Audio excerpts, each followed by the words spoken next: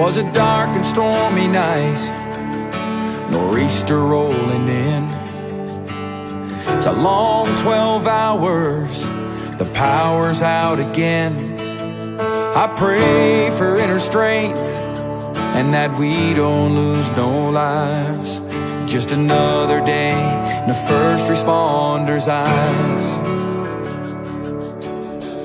Half a cup of coffee's gone, the first run comes in. A car slid off the road, there's a family trapped within. My heart beats like a hammer, I can barely catch my breath. I'm thinking the worst and hoping for the best. Yeah, we ain't superheroes, we're just ordinary people trying to make a difference, and the first on every scene. It's a heavy, heavy burden to carry all this burden when you can't unsee the things you've seen. It keeps going on. When those sirens are gone.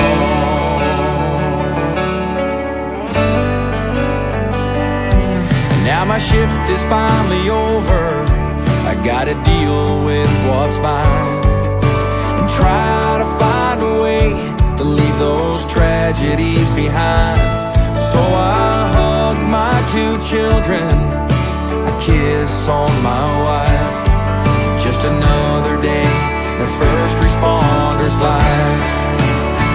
Yeah, we ain't superheroes, we're just ordinary people trying to make a difference, and the first on every scene.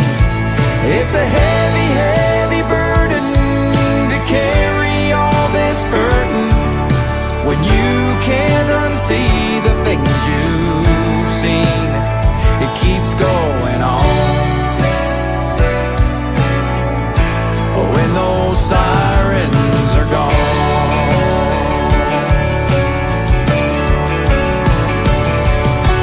Flashing lights fill the air, broken bodies everywhere. Another bad dream is stealing my sleep.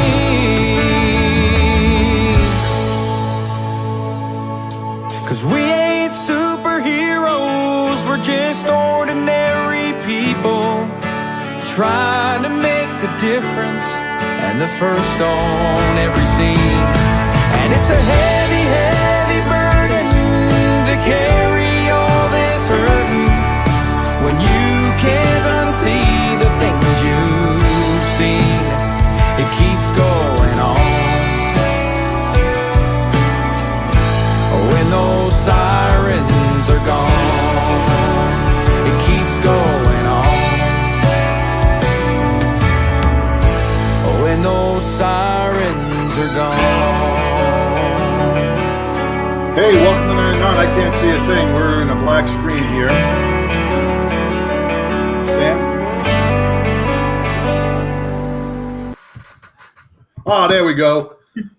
I was in a black screen. You had to wait till the song ended. No, but for some reason I was getting this message saying that the MP4 that was playing was unsupported by my computer. And I'm like, well, why is it unsupported? So I don't know. It just went unsupported. Well, everybody's supported here at Mad Radio. Welcome, everybody.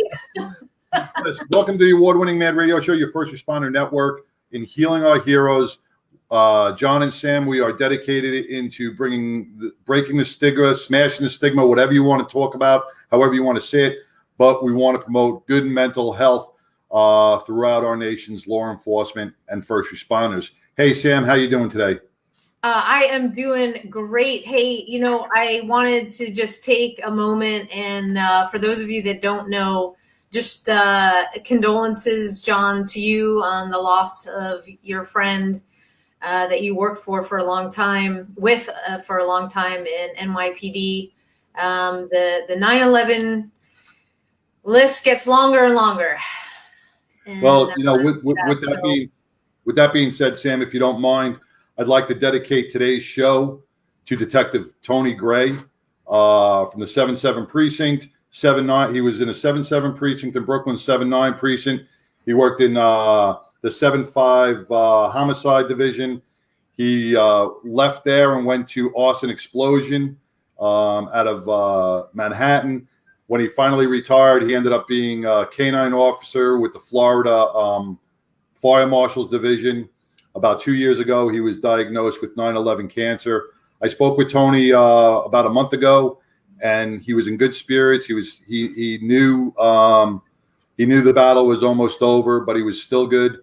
He still never regretted a day that ended up ending his life so early.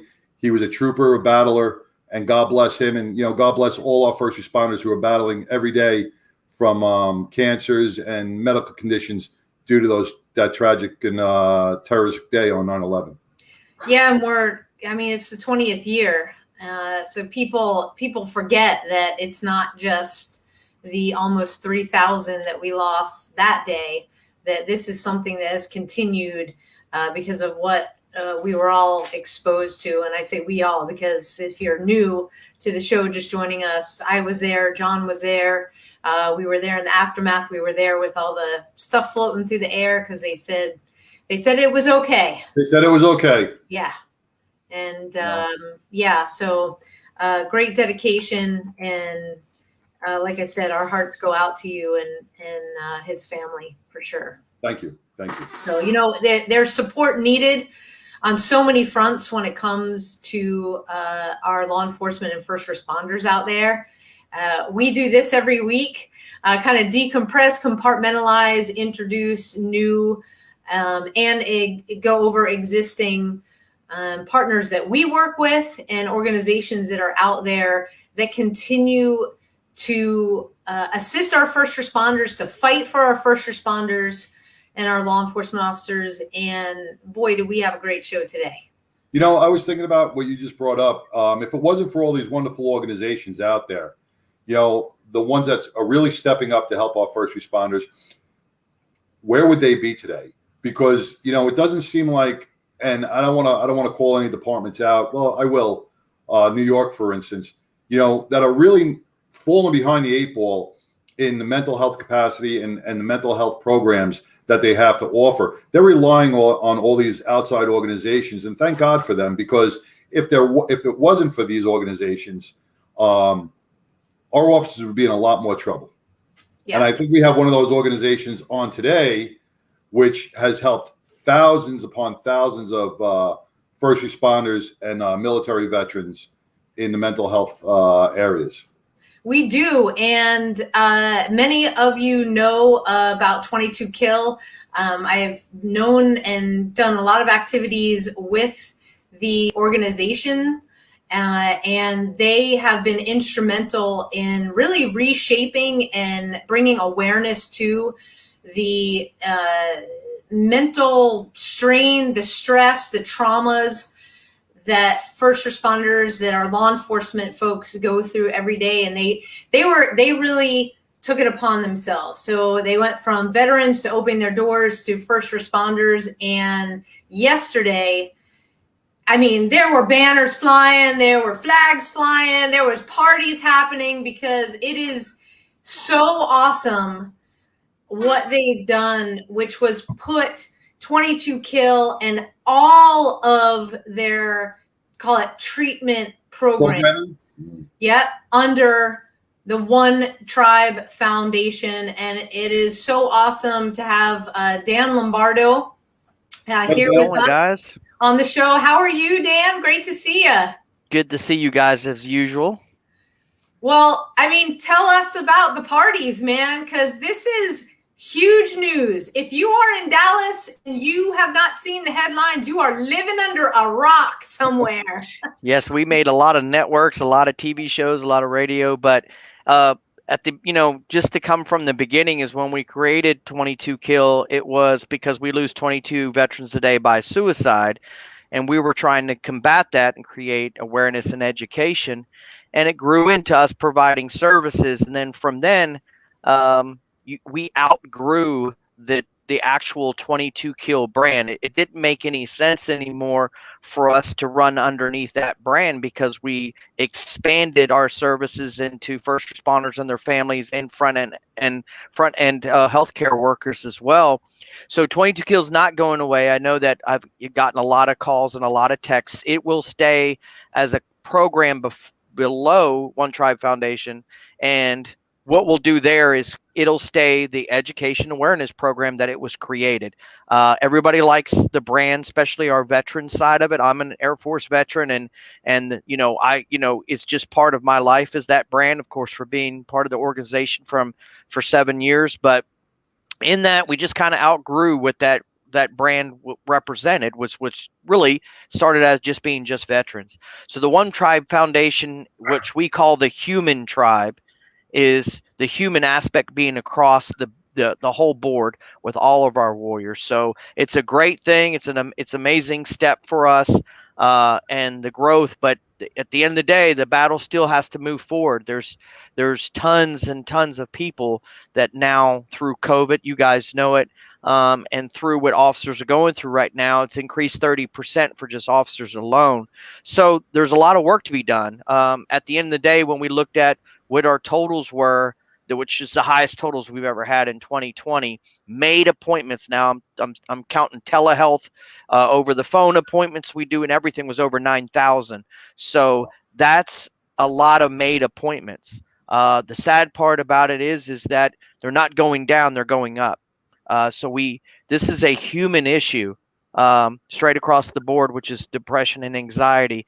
It's just we all need to respond to the heroes, the people that are taking care of us, and start reaching out to them because the stress, and as you guys know, is highest in those jobs and those positions. And right now, you don't see a whole lot of people standing in the line to be a police officer right now because of the stress that that we've created for these officers. So a lot of great things going on. It was an amazing day yesterday. You said, Sam, it felt like it was already 3 days ago because it's been something that's taken forever to get to this launch, and it's gotten out a little bit to different people, and then the only confusion of the launch was that 22 kill was going away, and it won't. It'll always be part of our brand. It's just everything will be underneath that One Tribe Foundation, the Human Tribe banner that we have now. Let me ask something, Dan. With 22 kill going in as programming, because I know this means a lot to a lot of people. It means a lot to me. I know it means a lot to Sam. Is the ring, right? The 22 push-ups that started 22 kill and launched it to such a wonderful, huge organization, right? When I walk into any restaurant, or if I walk around, or if I'm talking to somebody, I see this ring, there's an immediate connection. There's an immediate bond right there. This ring has symbolized so much for so many. The 22 kill push-up challenge, will that still be in effect? Were we taking that away? How do they get their rings now? So they get the rings the same way because 22 kill is the awareness and education side. That's the side that you'll run into a lot to bring out that information that we still have. And we're still losing 22 veterans a day. Actually, it's more than that because a lot of states don't report their totals. And at the end of the day, if a veteran takes every drug he has in his medicine cabinet, unless he leaves a note, it's an accidental death. And so there's a ton of those. So at the end of the day, it's not zero, right? So we're going to keep pressing ahead. Everybody still recognizes our brand. So One Tribe will still be the ring, right? It's just the way you get your ring will be through that 22 kill side. We still want you to do your push-ups, but now you're doing your push-ups not just for veterans. You're doing your push-ups for first responders, all the warriors across the board. So we're still pushing forward. So everything's going to stay the same on that. We're still going to offer 22 kill brand stuff. There'll be One Tribe, and then there'll be a mixture of, you'll see the gas mask with the One Tribe Foundation. So it's just exciting because to keep up that percentages that we have in the 990s, to protect, to show the percentages that we have that are so good on our return. The merchandise is what covers overhead, right? And people don't realize we offer 6 visits at no cost to a warrior and this family, we cover that cost. So when we ask you to go and buy a shirt or buy a ring, you're covering those incidental costs that we're having to cover. So that's why it's so important, because as I tell everybody, we have an overhead that's almost $1 million with counselors and doctors on staff. So that's something that never goes away for me. It has to be covered. That's pricey.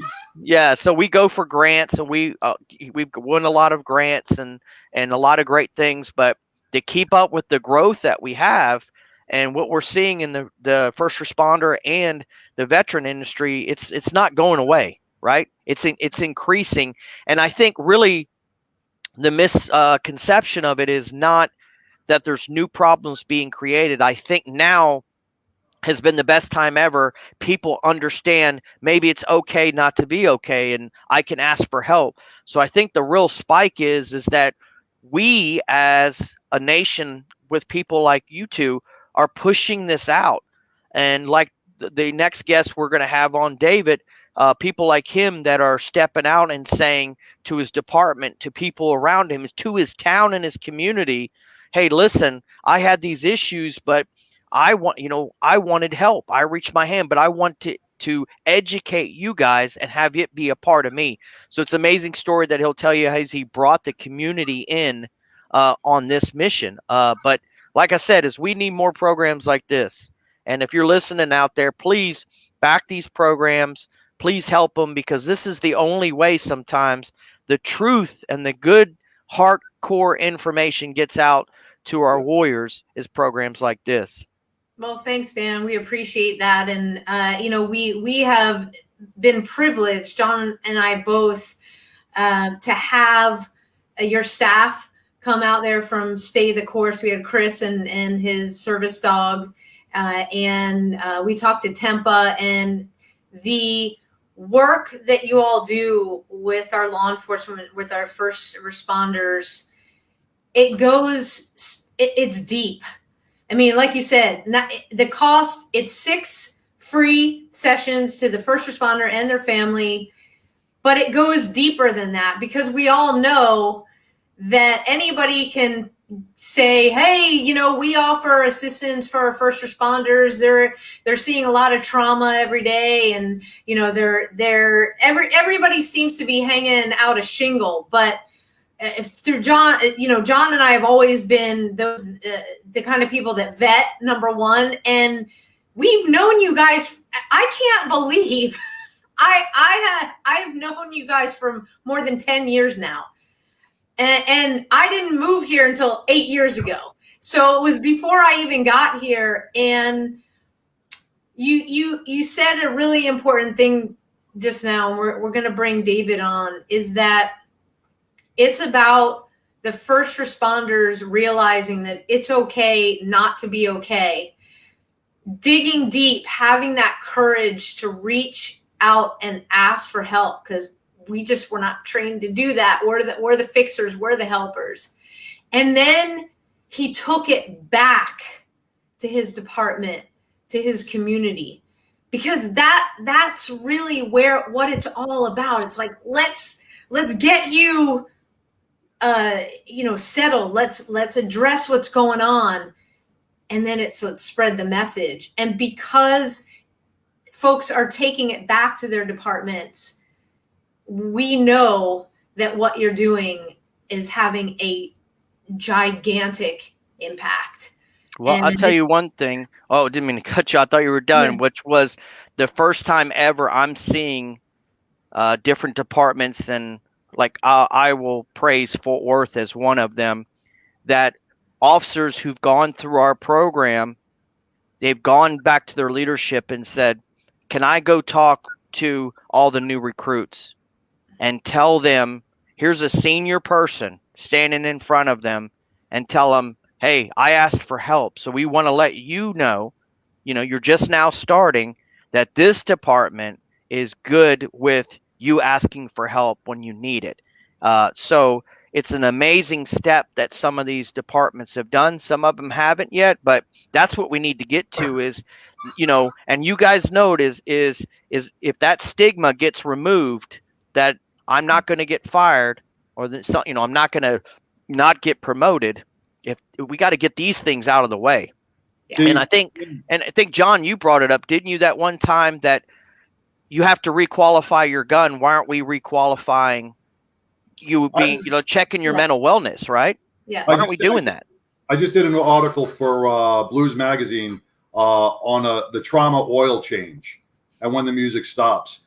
So that's going to be coming out in July. But yeah, we need an oil change. When we look at ourselves, we do basic maintenance on our cars. We'll bring our car into Jiffy Lube and get a 30-minute oil change, and we're out the door, and we feel good about it. Sometimes we have to fix the squeaky brakes. Sometimes we have to lube the chassis, an alignment. It may take a little bit longer, and that's how we have to treat our bodies. Sometimes we can go in for 30 minutes and talk to somebody and feel good about ourselves.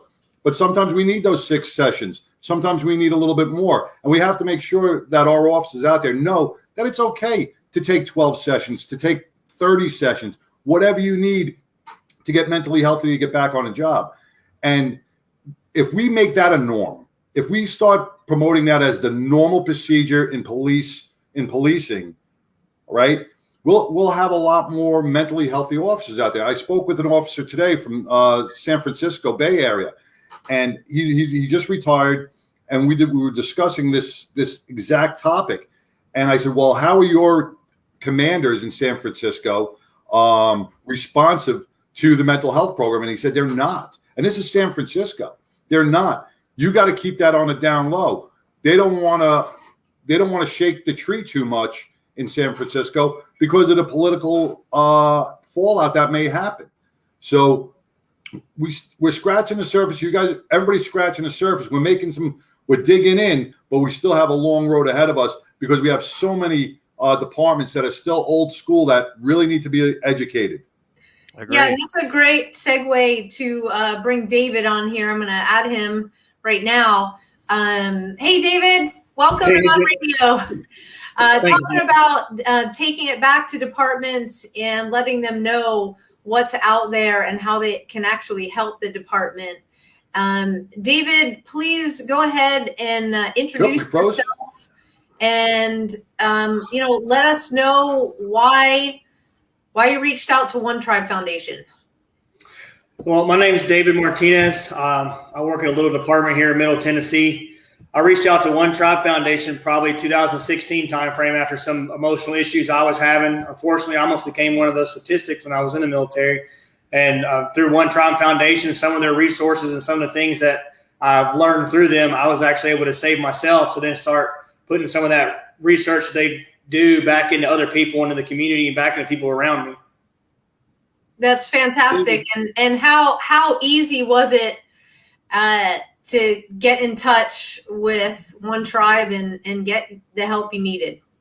It was really easy. I'll be honest. I started out, I bought a ring first, and then I bought a T-shirt. And then after I bought those things and kind of felt like I was representing the group, I started noticing people doing push-ups. And then some of the senior leadership I had at the time actually started pushing me towards Military One Source and getting some counseling done through them. And basically same thing that 22 Kill and One Tribe Foundation does is just I had 10 free sessions. I went and talked to them, and they didn't go back to my command or anything. It was just, they were closed doors, and I was able to learn some new coping mechanisms and things of that such. And then I started making my own little walks and marches, if you want to call them that, in honor of One Tribe Foundation. Well, let me tell you something. I'm going to boast on this guy real quick. Okay. Very little events, I'm going to tell you, that start off, the onesie twosie things usually are small. They usually don't raise very much money, and that's fine. We're trying to get the awareness out there. But this guy, you should see, I'll send you the pictures. Amazing how many people, and he raised $5,600. Wow. So, yeah, so when I talked to him, the great thing is this March, and David, you could tell him now he's created his own name. He's got his own little March name, and it's amazing the community and support he has created in his area. Dave, why don't you talk about the name of your March now and where it's headed? So we changed our name. We were just basically, we called ourselves a 22 Kill Annual Memorial of Dixon Walsh, benefiting 22 Kill. And with the new One Tribe, One Foundation taking over the main umbrella of their company, we changed ours to Save Me, Save One. Basically, I saved myself, and then now we're going to save one more. That's our goal, at the end of the day, if we're able to reach out and stop one more person from taking that 10,000 mile sniper shot, some people calls it, or taking other pills or whatever the case may be, we're accomplishing our goal. So we're the Save Me, Save One, Dixon, Tennessee March. That's it. That's awesome. Congratulations for that. You know, I want to go back to something that you said, David, that your command was kind of helping you along the way to get you some assistance. With our law enforcement community, we're seeing cumulative trauma. Did yours come from your years of service? Yes, ma'am. My help came from the years of service, but I kind of got out at that transition where the military was starting to recognize there was a whole bunch of mental health issues, and they started pushing the mental health awareness a lot more. I got out in 2017. I was fortunate enough to only spend a month unemployed, and then I came straight into law enforcement community. The department I work at now, they're very big on mental health and making sure people get the help they need and things like that. They actually sent myself, the assistant chief, and our training lieutenant to a peer support counselor class taught by Metro Davidson Nashville, and basically they're going out and teaching people how to become peer support counselors, how to recognize the signs, and it's from every level, from the FTO to the chief to a slick sleep patrol officers were in there. So every peer group had somebody that they could reach out and talk to them, recognize those signs of trauma, and pull them aside and say, hey, do you need to talk to somebody? We're not as big. My department is not as big as some of the other departments, but Metro Davidson pushed out their policies and procedures for their whole mental health program to any department that asked. In the class that I was in, there was roughly 10, 11 different departments in there. They're all Middle Tennessee that are now starting to adopt that same policy Metro's got. Metro, they, much like One Tribe Foundation has, they have counselors and stuff that are on roll call with them, and clinicians that their officers can go see anytime they need to see them, no questions asked, and there's no penalties for them seeing them, nothing, no negative remarks, and they're even going so far as to try and put legislation on the Supreme Court's desk here in Tennessee to make it so that those appointments and stuff, nobody can be compelled to come out in court or compelled to come out and say anything about what those officers are talking about. So they're actually trying to protect the officers all the way down to an individual standpoint in our area. That's fantastic. Let me just, tell me if I'm wrong, Sam, because what I'm seeing here, and David, you brought up a great point with you were able to speak with your assistant chief, right? Yes. Okay. I'm seeing in a lot of the smaller departments where the chiefs, assistant chiefs are approachable by the officers in the field, that these programs are starting to work. They're starting to take shape within their commands. In New York, and I'm just throwing out New York because that's my old department, chiefs are unapproachable, right, by regular foot cops. You very rarely see a chief there at 1 PP, and they're not listening to the foot cops. They're not listening to the guys on patrol. We see the smaller departments being able to communicate with the upper command staff and bring the ideas to the upper command staff who are in the power to make these changes. When we look at big departments like New York and California and Chicago and the bigger cities, these cops out on the street do not have that opportunity to speak with their command staff. The highest rank they usually see is maybe as a captain or a lieutenant, in the precinct or their own command. They never get to speak with those upper command chiefs who have the ability to change the perception and put this stuff really into play. So, what you brought up is now I'm starting to see a lot of the smaller departments. That's why they're getting on board with the mental health programs, and the bigger departments aren't. So I think one of the reasons I think that works is a lot of these small departments hire the lieutenant, hire the guy that retired, right, that I've seen, and that person more than anyone saw what didn't work. So a lot of the small departments that we're affiliated with, when I asked them, why are you so pro mental health? He says, well, I wasn't at the top. I was more in the field with the guys. So the men and women that I served with, so I saw what was a need and wasn't working. So that's the thing that I have seen and heard from them as well, is that, but you're right. There's departments, that I won't talk about that you never see the chief unless it's a big event and there's a TV camera. And, you know, it's very little, like I said, is why I'm so shocked with Fort Worth. I mean, from all the way down from Ed to Chief Noakes, the new chief, very approachable, very getting a field type guy, thanking everybody when he's walking around. It just, you don't see many apartments. We got, you know, amazing guys like Tracy Aaron in Mansfield, and we know we got Billy Cordell in Burleson. There's just more I can keep saying that are guys that are approachable. That man, the first thing they want to do is thank their officers. But you're right, John. You look at these other big ones. Well, you look at even the Tarrant County Sheriff's Office. You got Chief Wayburn in there, who takes 150% dedication into his to every one of his officers. If one of his officers is out sick, Wayburn's on the phone. He is the chief. He's on the phone asking, "Hey, are you okay? Is there anything our department can do?" He takes initiative in his officers, and I think that's why, like the Tarrant County Sheriff's Office in Fort Worth, are so receptive to these plans, because they have leadership who cares. They have leadership getting involved. The other thing is interesting that Fort Worth is starting to branch out. As you guys know, Manny, who's the president of the Police Officers Association, people don't realize in Fort Worth, the POA covers their visits for their officers and family. That was unheard of, right? And Manny's trying to go out now and talk to the other POA presidents and say, as I said, that we do the 6 free visits, or I say 6 visits at no cost to them. But there's a lot of officers and veterans who can't afford it. We don't turn anybody away. So really, when you look at the average, we're providing more than 6 visits at no cost, because if they come in and say, I can't afford it, we're not turning you away. So that's what the POA in Fort Worth recognizes. Hey, man, this shouldn't be y'all's burden, to carry this. We'll jump in the middle of it, and we'll be a partner with you guys. And it's amazing. And like you said, Wayburn's the same way. The grand opening we had yesterday, he wanted so bad to be, I invited him to be a speaker, but he had already an event.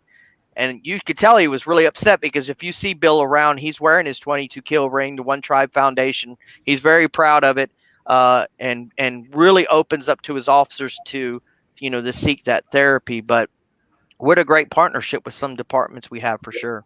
Yep. Yeah, absolutely. And David and Dan, just want to let you know, we have a comment stream, guys. If you have questions or want to brag, send some love over to these guys. I'm telling you, we got Megan and James, who David, I think because he's calling you Tinez, however you pronounce it, and Tara and Maria. So they're everybody's showing you guys some love.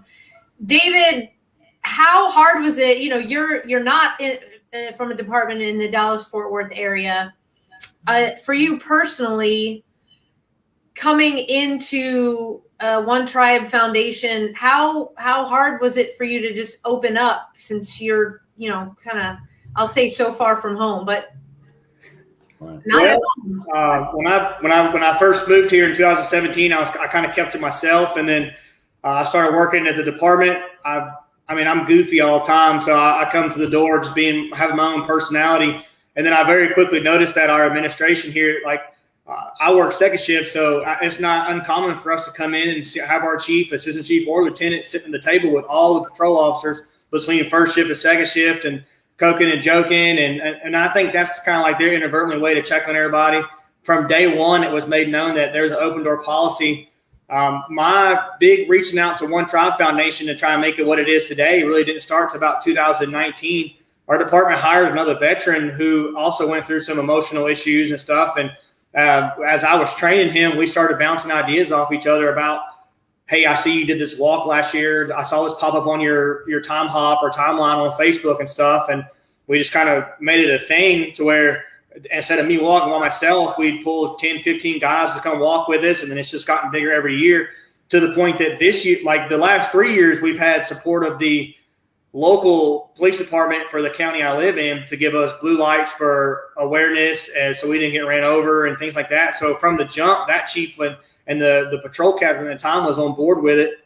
I talked to my chief and things about it, and this past year, granted, we do our walk in a city that's not in the city that I work in, but my chief was very receptive of it, and he helped me pull my permits. He helped sit me down and make the calls that needed to be made to get everything done that needed to get done so we could do it legally. And then the local city that I live in, their chief actually did a full corporate sponsorship for our event. He donated $250 of their charities monies to us. He gave us 2 patrol officers. Every step of the way, I was in contact with him if I had ran into any hiccups with the permits, and we were able to get everything hashed out. This past year, we had probably 400 people there that came out throughout the full course of the event. I think we had 65 people walk. Like Dan said, we raised $5,400 for the event that we donated every bit of it back to the One Tribe Foundation to go. And if you look at the great grand scheme of things, if it like Dan's talking about, if it costs him $100 a visit, we donated $5,400. That's 54 officers in the area that could go out to help. So it's stayed true to me because I am a veteran. 22 Kill did save me, but now I am law enforcement. I have been part of this pendulum swing, unfortunately, that is going on in America today. I see the wear and tear on everybody. I see the turmoil that's going on. People just getting out of it because they don't want to deal with it. But we have foundations like you, John and Sam, what you're doing and what Dan does, that there is help there. And even in the little small Mayberry departments like I work in, they are trying to turn the leaf to get back to, hey, we got to take care of our guys. I mean, from range days to training, our chief and everybody from our administration, they're on the ground pushing forward with us. They're standing right next to us. Yeah. David, me and Sam always preach, we don't like the knee-jerk reaction that departments take a lot because it's after the fact. Now, you came in with some coping mechanisms already.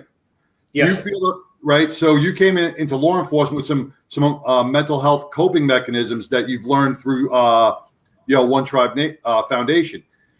Do you feel those helped you in your law enforcement career in the current narrative that law enforcement's in right now? Yes. They're one of the coping mechanisms I learned through the One Tribe Foundation. I don't remember the name of the organization that taught it to me. Was I have a problem tree. Basically, I go home. Well, it's a fence now, but I go home, I touch my fence, and as I come through, I try and leave everything from my job there, all the issues there, all the reports, all the stress. I try and leave it there. That way, when I go into my house, I'm trying to be there for my kids and my wife and my family. The next day when I get up, I'll touch it again. I'll pick it back up, and then I continue about my day with what I have to do. That was one of the biggest coping mechanisms for me. The other biggest one was the 22 Kill ring. I mean, I wore it every day. Then Tennessee is very humid, very hot, so my hands swell a lot of times. So that's where I couldn't wear it. So I just went and had 22K tattooed on that finger. So even when I was super stressed out and couldn't wear the ring, I still had the reminder. It's just a thing. I mean, keep pushing forward, move past it. Don't let things get you down. That's awesome. That's awesome. I think they make one like silicone rings now, so you don't have to do it. I'm gonna just 22K on it. I don't wear a ring on either finger. I got my wife's initial on one ring, and then the 22K on the other finger. Those are the only 2 rings that I wear. There you go. I love it. Oh man, I'm telling you what, I'll send them. I'll send you some rubber rings too. But we're gonna send them a care package for this other one. We're gonna help with this next March, and I'm hoping that my wife's looking for an excuse to drive through his town, is what she said, so we can come to his march and be a part of it. But John, it was just like your Heroes March. I mean, did you really think that day that when I came out there, I turned the corner, I was like, holy crap. I mean, it was packed. It was amazing, the turnout. Last night, Sam, you were there, right? We had like 71 people march. Yeah. It's growing. Some days we'll have over 100 people. Some days we'll have 50 people. Some days we'll have 10 people. But I mean, not even 10. We'll have 20 people. But we started off with 11 people walking the bridge back in 2018, and it has grown. And it is grown to the point now with some of our partners that we are now, I don't know, Dan, if you knew about the park or if you heard about the park that is going to be built on the other side of Heroes Bridge. We started making the bridge, the walk. We got it dedicated and renamed to Heroes Memorial Bridge.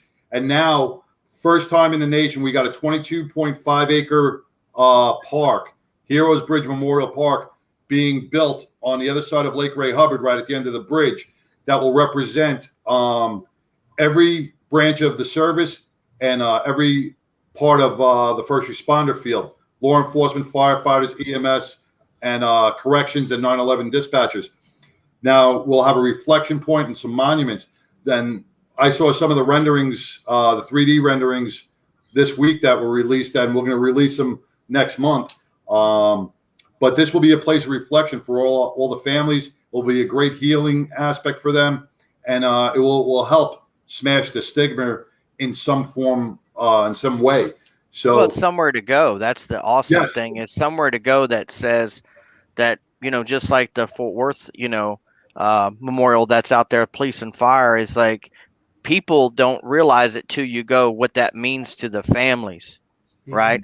And just to let you know, I mean, John, I don't know if you've ever met him, but Paul Mooney, who was a DPS officer, we lost him just last week. And Paul had some stuff he was overcoming, but he got COVID because, that's the other thing, is these officers are exposed to things like that, and it's hard for them to get the services they need. But Paul was in the hospital and lost his battle. And so I do want to, do a shout out for Paul, because what a great supporter of our organization, and helped really get DPS, more involved with us, and grabbed Cindy Sloan and Patrick Timmons, who are the recruiters involved with us. And but what an awesome human being we lost, that was buried this week. But those are the people that no one knows, because it barely makes any TV shows or any articles. I mean, he made it to his local news, but if people only knew, what I mean, what warriors go through. And I think that's what the great thing this show does, and that we all try to do, is educate the community. Because I'm telling you what I always say is, I'm a big proponent of that. I think everybody, you have that soul in your body, and you're looking for somewhere to let it shine, be a part of. And some people, they just don't, they need somebody to steer them to a direction of something positive. But once they get a taste of it, that's that missing piece that they've never had. Just like in David's walk and the memorial walk that you did, and what One Tribe Foundation does, is once you fill that gap, you could tell they're in it. The deal is sold, right?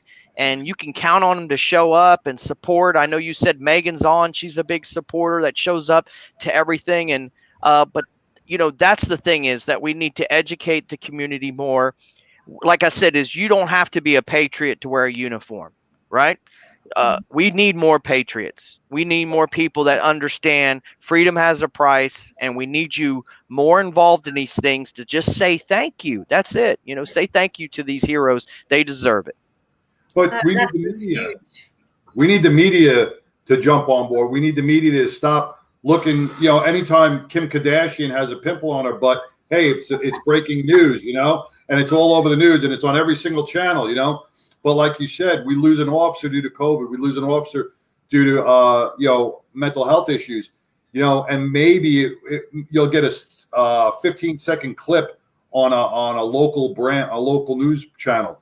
We have to make our media, our communication process has to help us out, has to get the word out, and see how devastating it is to the families and the friends around them. But all word of mouth is helping, and one day they'll change. There's no doubt, because it's amazing that I still have people today that just don't. I mean, it's like they're in shock when I tell them how many warriors we lose a day, and they're shocking. And it's like, that's because you only look at the pressures, the things that you're going through your day to day, but who do you call when there's an issue? Who do you call when you get in a car accident? Who's making that call from you and helping you walk through as a dispatcher? Who's helping the fire and the police, the EMS services? And you don't really understand that till you go through that traumatic experience yourself, right? But in that, it takes something like that for some people to understand how important it is, that we need these warriors at 100%. I mean, that's just the end of the day. That's it. And like you said, with the oil change, you cannot keep processing traumatic stuff without cleaning out and getting that off of your shoulders. And there's nothing that beats anything than one-on-one therapy. I mean, at the end of the day, doctors and everything try all these different things, but pills, a lot of these other therapies are just things to pacify what's happening. But getting it off your chest is just the most amazing and relieving thing, is to actually be able to say it, right?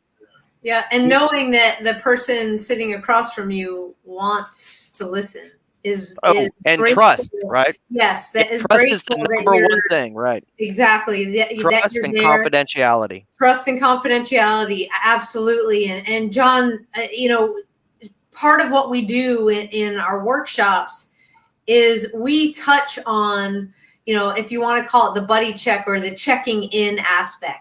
In certain departments, David, it sounds like yours, you don't work singular. You work, there's two in a car, or you have a very tight knit shift where you are checking in with each other. You are having conversation. You are saying things like, dang, that last call was really effed up, and you're able to get it off your shoulders, talking to people that get it. You said, David, that your chief, that your lieutenant, your assistant chief, they're in the rooms when before you guys go out.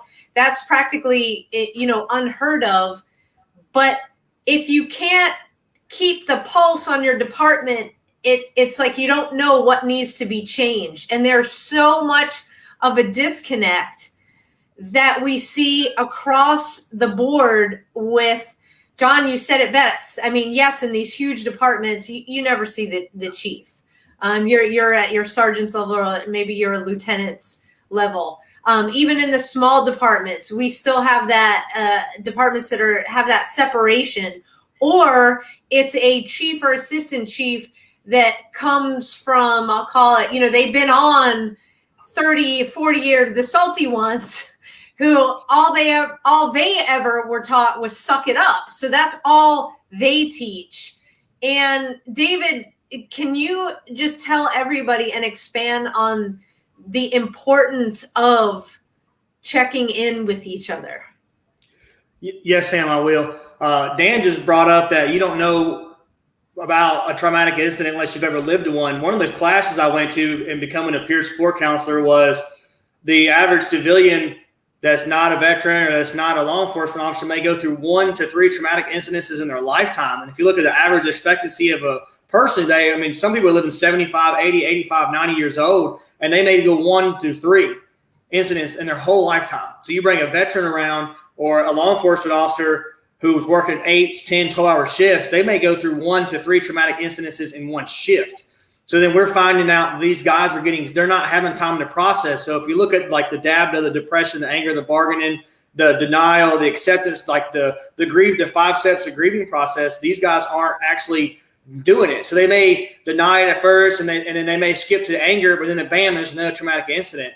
So now they're right back in this loop. So we're finding out that law enforcement guys and veteran guys are getting put into this continual perpetuating cycle of a traumatic incident. They may process 1 or 2 things of it and then bam, another traumatic incident. So anytime we have a traumatic incident, in my department anyways, and it doesn't always work like this. There has been times where it hasn't worked, but for the most part, we as a shift, on the shift that I am on, we are very close. We're very tight knit.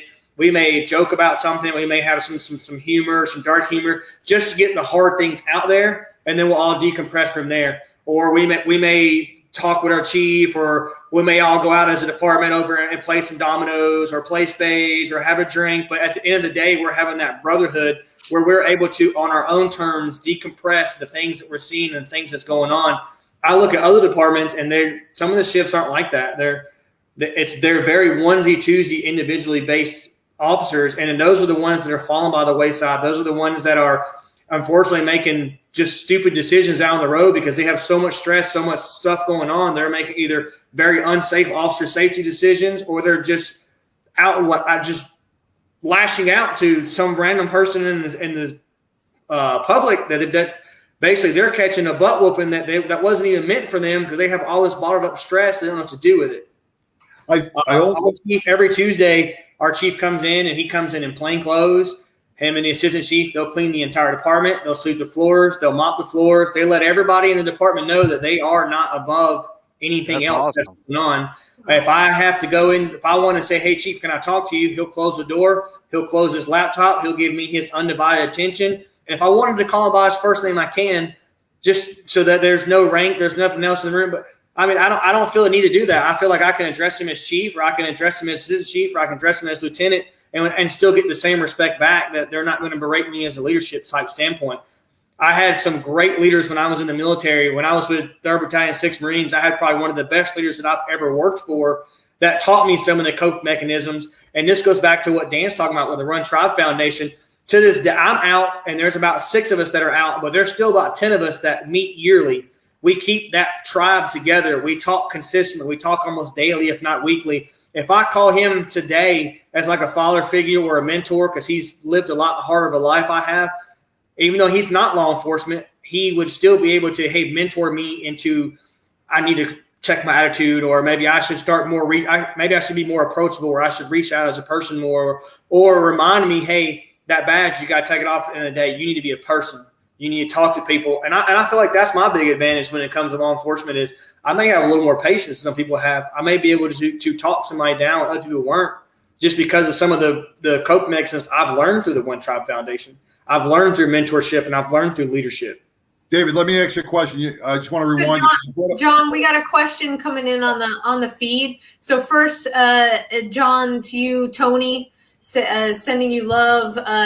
David, we've got Tammy saying that she's so proud of you. James is 3-6 brothers. I guess that's a shift thing. I don't know.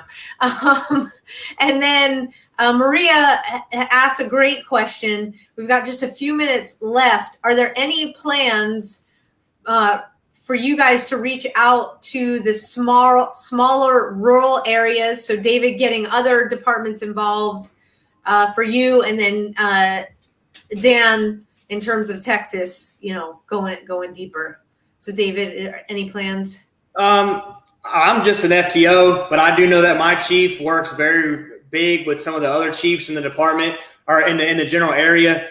He is very well known. So anything that's working well for our department, he is not shy about passing that along to other departments to try and make it work. And overall, as a whole, I'm surrounded by about 6 different departments to include Metro Davidson. We all work together. If something's working great for one department, they are very good at pushing stuff out to other departments to try and make that work, even on the mental health standpoint. Oh, that's great. That's great. Dan, so how deep are we going to go in Texas? We need the help. We're going to keep going. Yeah, so we have a satellite office in Denton right now. But the thing is of course, we have the telehealth that's really taken off. So you can see one of our counselors, through the phone. But the larger that we're going to get, the more we're going to start these little satellite offices branching out. We're going to take on Texas, but we get from the telehealth side people all over the U.S. Asking for help through telehealth. So we're going to keep growing. Me being chairman of the board, I'm going to make sure that we make the right decisions, though, financially. I mean, the good decision of me as a tribe rat-holing money helped during COVID because, there wasn't a way to have events. And if it wasn't for that we were good stewards of the money that's donated to us, there was a lot of charities that rolled up in 2020 through the COVID side of it. But we stayed strong just because of being good stewards of the money that we're given. But yes, we are going to expand and we're going to push out. Okay, great. And so if people are looking for help, please remember it's okay not to be okay. Reach out for help. It's the number 1, tribefoundation.org. Do I have that right? Yep. Yeah. All right. So that's what it is. So it's scrolling across the bottom of our screen. And you can still go to www.22kill.com. It'll take you to the same place. Awesome. So every show when we wrap up, we always ask our guests to send a message to all of our first responders who are listening out there. Dan, what is your message? Well, my message is, first of all, I love you guys, and I think we need more love in this country and love and support each other. But listen, there's a lot of ways to get help, but make sure the first and foremost is we need you at 100%, right? And we need you and your family too at 100%. So always reach out, find somebody, find a buddy, somebody you love, get your support, because we love you. We need you at 100%. Awesome. Amen. David? I'd say caveat what Dan said. I love each and every first responder out there. Big thing for me is don't make irrelevant people relevant. If even with the pendulum swing we have going right now, where it may seem like not everybody cares about you or not everybody wants to be with you, that largely you'll find that most people are supporting police. Most people are supporting first responders. If you need help, reach out and, make the call. Raise your hand and say, hey, I need help, and we'll get you help. That is fantastic. I love that. Don't make irrelevant people relevant. So I just put that out there on the feed. That's a writer downer, taker homer in the brain. And you typed it fast and you spelt it right. Nice. I did. I actually almost. You didn't let John do that. No.